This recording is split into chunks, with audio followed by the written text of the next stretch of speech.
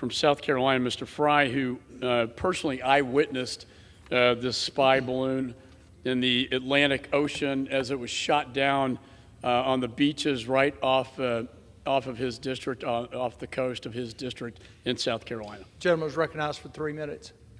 Thank you, Mr. Speaker. I rise in strong support of House Resolution 104, a resolution condemning the Chinese Communist Party's use of a high-altitude surveillance balloon over United States territory as a brazen violation of United States sovereignty, introduced by House Foreign Affairs Chairman Michael McCall of Texas, not Kentucky.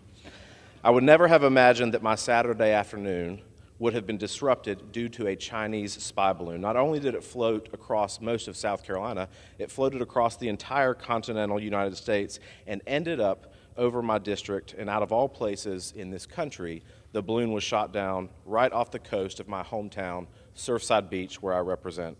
And yes, it does, if you watch it, and if you were there on the ground, sound like it was straight out of a sci-fi movie. There is no question that the response, or rather lack of response from this administration, in my opinion, was negligent.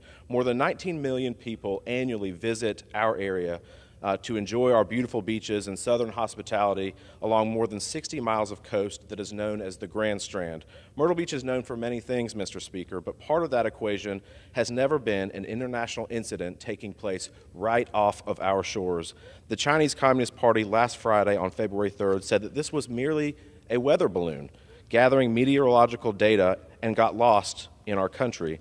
It's comical to me that they would actually think that we would fall for such a bogus claim. Let me be clear. This was a blatant violation of American sovereignty as part of a comprehensive surveillance program on the United States as well as other countries across the globe. This was a test by the Chinese Communist Party, and it saddens me to say that I think that this administration failed that test. This is the United States.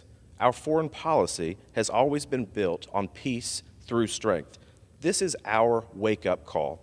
It is time for President Biden to step up on the world stage and take a page from one of my favorite presidents, Teddy Roosevelt. Speak softly and carry a big stick.